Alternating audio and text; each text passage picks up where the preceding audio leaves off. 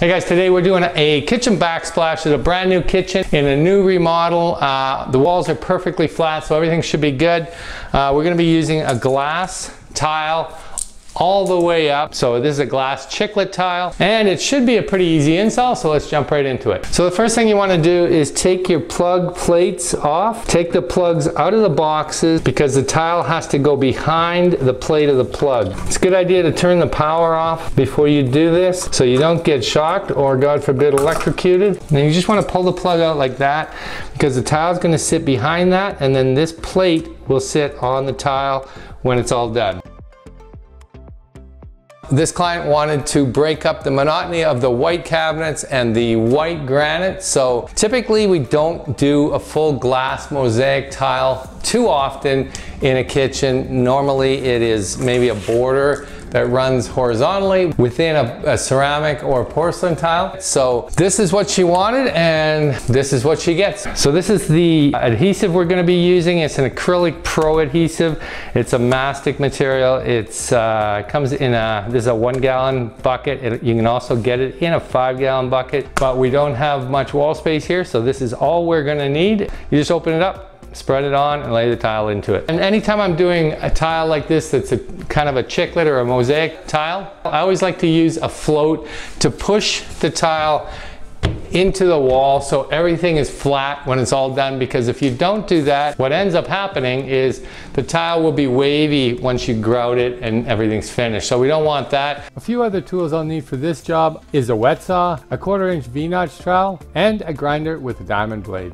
I'm starting the first row of tile off the cabinet gable on the oven side, working toward the inside corner of the wall. This mosaic tile comes in 12 by 12 sheets with a mesh on the back which holds all the tiles together. Each glass tile is 1 inch by 1 inch. With small tiles like this, it makes cutting around plugs and switches really easy. In most cases, all you have to do is mark the area that needs to be removed and then simply cut the mesh with a utility knife. There's always a little bit of room for forgiveness around receptacles that will be covered by the finished plate. From there, I like to spread the adhesive 3 to 4 feet down from the last tile I set, working my way down to the inside corner of the wall.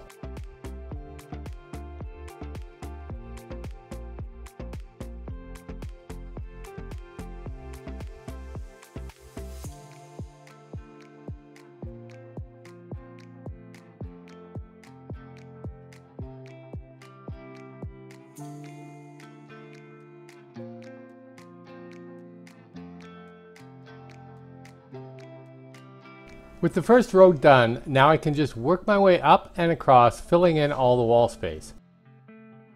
There will be times where it is necessary to cut the glass tile, such as this edge between the left side of the microwave hood fan opening and the cabinet. This is where the wet saw comes in. A wet saw will give you a clean and precise cut when you need it.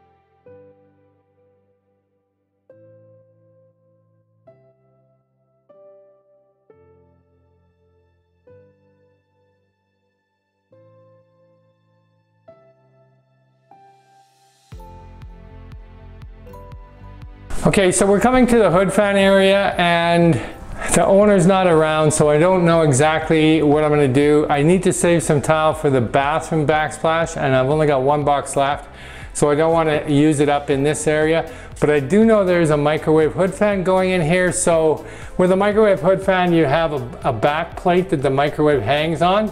So to keep it level, to keep the plate level against the tile, I'm just going to do a small 3 or 4 row line of tile there, and then the back plate of the microwave hood fan can rest on the whole thing at that level.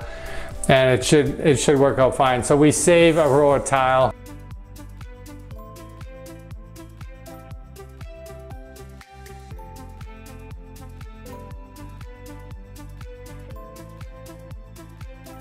Well, that went pretty smooth. It took about 2 hours to put all this glass mosaic up. One thing to mention, if you're gonna attempt a glass tile, backsplash, or any glass tile, you must have a wet saw. That's a requirement of this tile. You can't really use a grinder. It chips and shards and breaks the glass, so wet saw is a must. Other than that, pretty easy, basic install. We're gonna come back tomorrow, put a white grout in here. That'll change the whole appearance again. All right, guys, it is the next day. We tiled this backsplash yesterday. Before we left yesterday, we also did the bathroom backsplash. Gonna use an avalanche white grout. That's what the owner has picked for this glass tile, so that's what we're gonna install on here. So we'll grout it all up, clean it up, let it dry, and then we'll caulk everything, and that'll wrap up this project, and we can get on to the next one.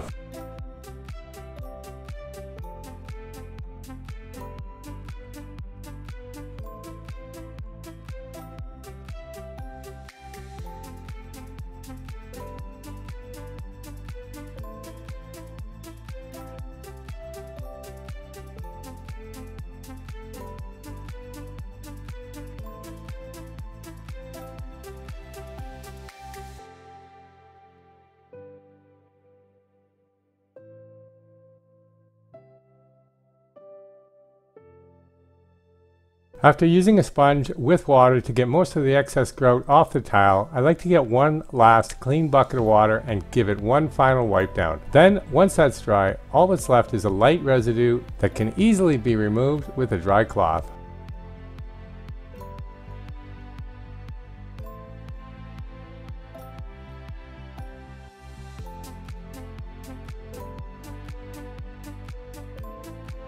All right, so we are finished up, got all the plugs back in their boxes, all the plate covers on, everything is caulked, everything is cleaned up now. I think it turned out really good. Also, doing the white grout, I really think it makes the glass mosaic pop out a little bit more. So anyhow, if you want to attempt your own glass mosaic backsplash, give it a try. It's an easy DIY. It's not that hard. Make sure you got a wet saw. Other than that, it's just like laying any other tile. That's gonna do it for this one, guys. Thanks for watching. If you enjoyed the video, make sure you hit the like button. If you haven't subscribed yet, think about subscribing. If you like DIY projects, DIY project build, home improvement, and maintenance tips, make sure you hit the subscribe button, and hopefully we'll see you on the next one. Peace.